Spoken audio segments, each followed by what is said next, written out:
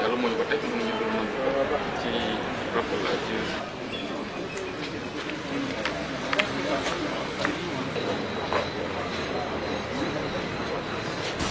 waaw doyen ji lay dugg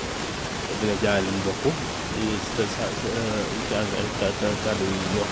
kàddu yi seet ki nga xam ne moo ko bàyyi ko doyen sax waaw ñu ngi dem ñu nekk ñu trop ñu d'abord sax Jean-Pierre sama goro la parce que ki ma takk jabaat ma ko na sama xarit xam ne ci daal weccoo parce que absolument yàgg nañoo ànd nag ci presse ñu ci set yàlla di ci ko nam dafa ci ma sa dara mu man maa ngi ñaan yàlla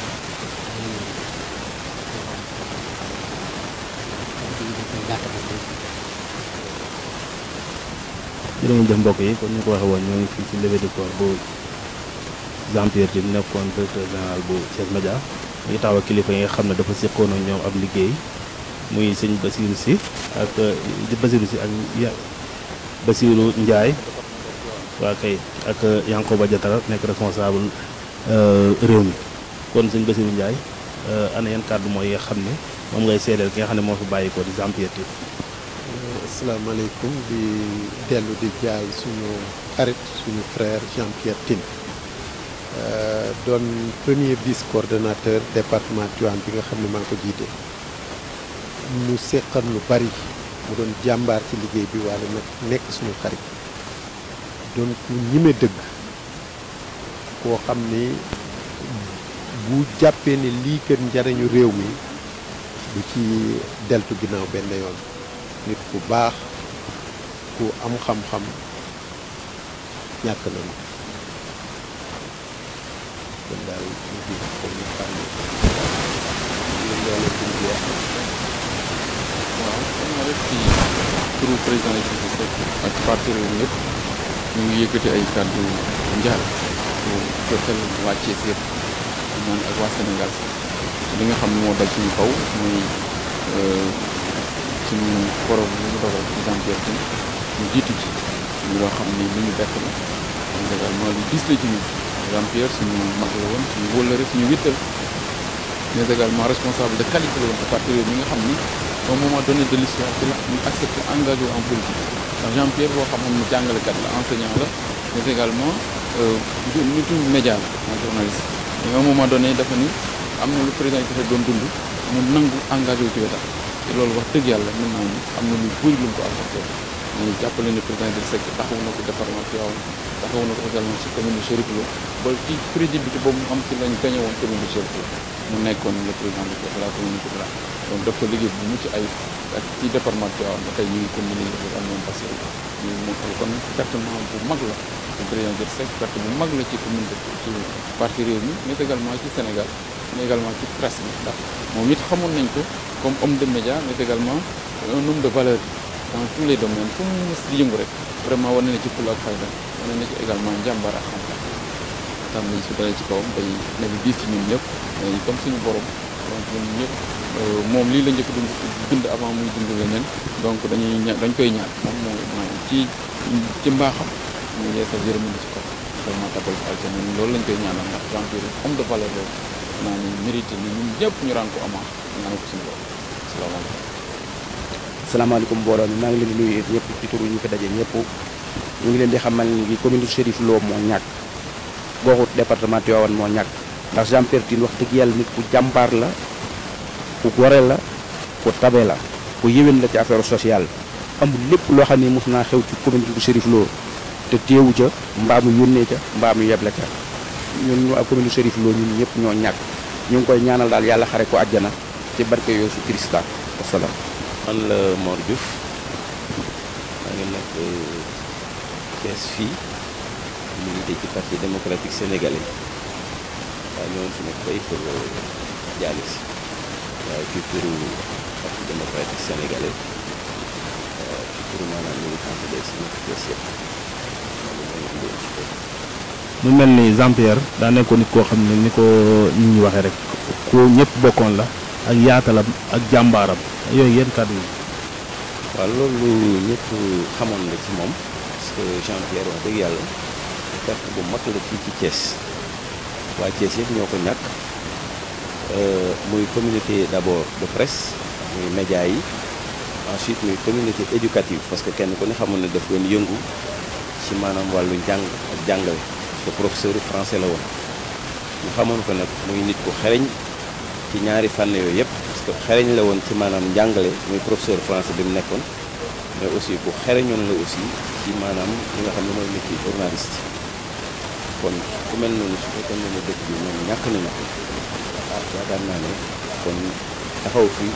lu rafet la jaale ko maanaam yéen ñi nga xam ne yéenay Thiès Média te mu doon ànd di liggéey ak yéen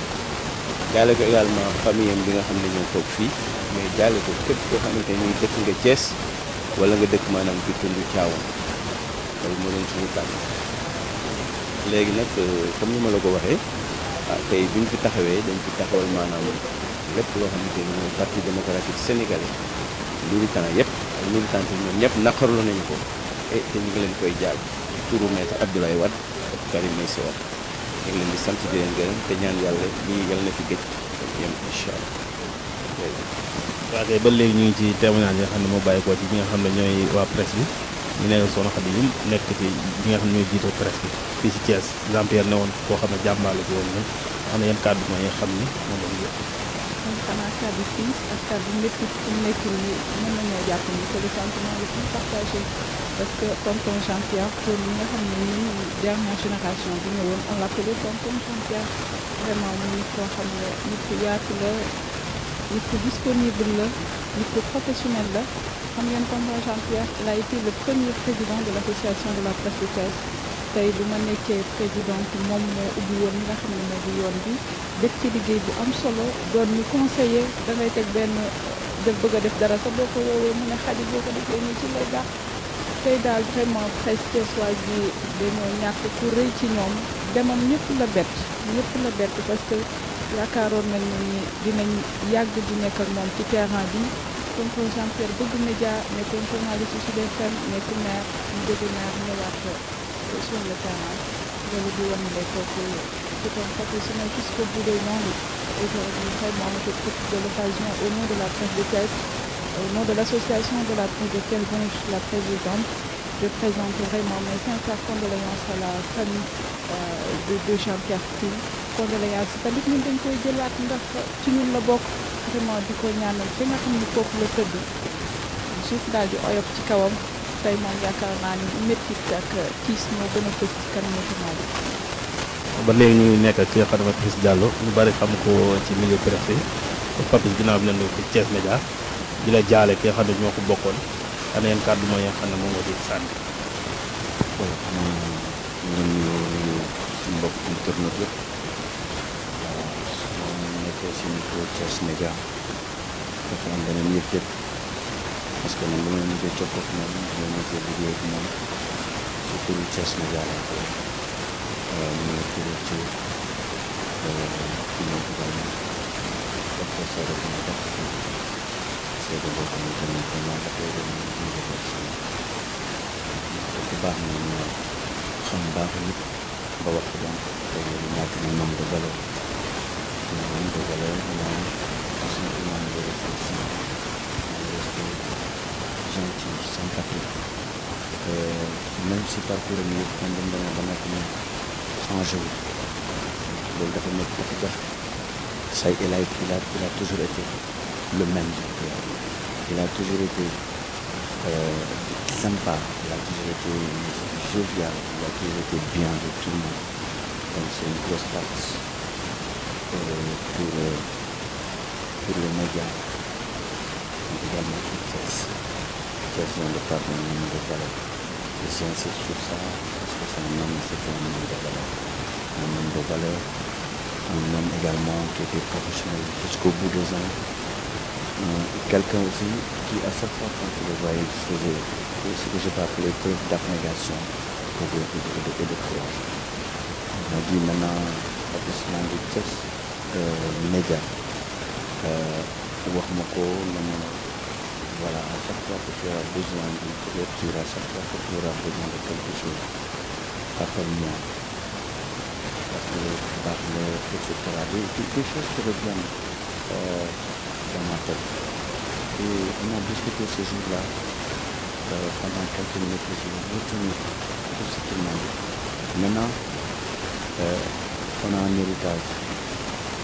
pour lui rendre hommage. C'est cet héritage-là qu'on doit continuer. C'est-à-dire que ces valeurs-là, nous jëm ko perpétuer, ñu jëm ko parce que fonkoon nit la ku oyofoon. De nos jours ce sont des qualités yoo xamante ni dafa am importance ci àdduna bi. Pare à la limite tu dis da nga doon wax ne la grand bi amul benn problème. Que le bon Dieu l'accueille dans son paradis éternel, que la terre lui soit légère et nous continuons à ñaanal en tout cas. C'est une grosse partie pour la population de Thiès et pour le milieu politique, mais particulièrement pour la presse. En tout cas, nous de Thiès FM et de tous les médias, on profite de cette occasion également pour vous dire que yéen am ngeen liggéey. Parce que Thiès Média, il a tracé les sillons. Il a été, comme on dit, comme quelqu'un qui a ouvert le chemin. Vous avez un gros boulot qui vous attend parce que vous devez continuer l'excellent travail que vous avez déjà commencé. Donc, on va vous souhaiter bon courage, on va vous souhaiter bonne continuation. Li ñu fi bàyyi ni nag muy Thiès Média nekkoon ak yéen yal na ko yàlla Thiès Média gën a jóg dem ci kaw ci kanam. Encore une nouvelle fois, permettez-moi de présenter mes vives condoléances à toute la population de Thiès et particulièrement au monde à toute la presse thiessoise et toute la presse sénégalaise. Je vous remercie. ñu ngi ba léegi ki nga xam ne mooy Babacar Ndao nekk directeur Sud FM bu Thiès ne woon tamit xaritu Jean-Pierre ne woon tamit xaritu waa Thiès Média yëpp Babacar ginnaaw bi la jaalee ci li nga xam ne tiis nga xam ne ñoo ko bokk ana yat kàddu mooy yi nga xam ne moom nga ciy jibal. voilà jërëjëf Oustaz xanaa di delloo leen njaal rek xam na tey moom kàddu yi dina xaw a diis pour wax jëmm ji fi jógee mu doonoon Jean-Pierre Tine nit ku baax la woon koo xam ne suñu mag la woon si métier bi waaye it léegi suñu mag Alassane Bengalou wax na ko ku rigoureux la woon professionnel maanaam daal métier bi da ko doon jox àqam ba mat sëkk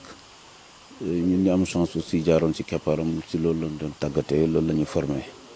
yàlla boole ñu aussi mu bëgg doomu aadama ba ñu dem sax ba yi demalante si njaboot gi ba miinanteeg moom miinanteeg njabootam yëpp rawatina yaayam bi nga xam ne moo ko jiitu temps yële donc loolu lépp di woon na ne taxawaayam ak pastefam bi mu amoon président Diatara wax na ko léegi si crédibilité bi mu amoon aussi amoon jàmm ak ay dëkkandoom ak ay mbokk moo taxoon ñu demoon ba si wàllu politique yi bi mu si duggee mu tegoon léegi taskatu xibaar yi si atum 2009 dem ba ñu wóolu ko ba fal ko muy président communauté rurale bu Chérif Lo ginnaaw gi gis nañ ci taxawaay bi mu si taxaw wax dëgg yàlla am na ñuy wax ne sànq bu doon exemple lycée Lam-Lam boobu rek bu fa yemoon rek li mu def si wàllu njàng ak bëgg xam-xam mën a doon na doy sans compter si wàllu liggéey bi nga xam ne association journaliste yi moom moo ko njëkk jiite taxawal ko ba aussi en 2006 ba bi muy dem 2009 si politique bi la bàyyi woon donc loolu di wane ne taxawaayam ak bëgg métier bi ku baax dem na mais képp kuy doomu aadama aussi xam nga ne yàlla moo ñu fi indi ñëpp si moom la ñuy delluwaat ñoo inna lillahi wa inna ilayhi rajiun kàddu yi tey dina xaw a diis donc jataay bi rek wane na ko kon xam naa ne kàddu yooyu lañ si bëggoon sànni di wax yéen ñi nga xamee ni ci yéen la ko yàlla mujj boole waa Thiès Média gis nañ taxawaay bi bañ nañ ko affectueusement pas bi rek ñeen ko doon wooye pour wane ne ñëpp la njaboote woon matoon li mu doon tey jii ñu ngi ñaan yàlla teg loxoom si njaboot gi mooy leen xolu muñ ñu ngi koy jaal Sénégal yëpp jaal ko waa Thiès mais surtout ñi nga xam ne ñooy suñu naataango yi voilà juste rendre grâce à Dieu le Tout-Puissant qui nous a quand même permis d'honorer aujourd'hui de notre présence à cette cérémonie de levée du corps du regretté Jean-Pierre Tine. Il nous sera peut-être un peu difficile de prononcer ces mots de témoignage, mais des mots qui ne sauraient manquer, puisque quand même Jean-Pierre Tine était tout pour nous, grand frère d'abord, oncle, formateur, encadreur, pour avoir guidé quand même nos premiers pas dans ce métier de journalisme. Mais mieux, Jean-Pierre Tine était très attaché à sa famille, à sa maman, la regrettée maman Marie, à qui nous souhaitons également la clémence divine sur elle. Jean-Pierre était très rigoureux et professionnel dans le métier d'abord, de par son engagement également en 2009 quand il s'est agi quand même de s'engager en politique. Il avait rangé, disons, le métier de journaliste à côté, puisque quand même, il pensait que quand même, ça ne pourrait pas rimer ensemble. Et par son engagement, il fut élu PCR de Chérif Lo, avec toutes les péripéties qu'il a eu quand même à disons, endurer. Il a fait de belles réalisations au niveau de la commission de Chérif Lo. C'est un homme bien, quelqu'un qui aimait son terroir, son pays, sa région Thiès, qui est parti. Un brillant journaliste, un brillant encadreur, un brillant professeur de lettres. Nous qui sommes du groupe sur communication, on se rappelle, Abdoulatif Koulibaly, ancien directeur général de Sud FM, avait quand même une confiance en lui, puisqu'il faisait partie, au-delà de sa casquette de grand reporter et encadreur, il faisait partie des correcteurs de Sud FM. Donc ce n'était pas donné à n'importe qui, pour dire que quand même c'était quelqu'un qui est très professionnel, disons quelqu'un qui est excellent, qui est parti. Nous prions que Dieu l'accueille en son paradis, que la terre de Tchaoun soit légère à Jean-Pierre T. Merci.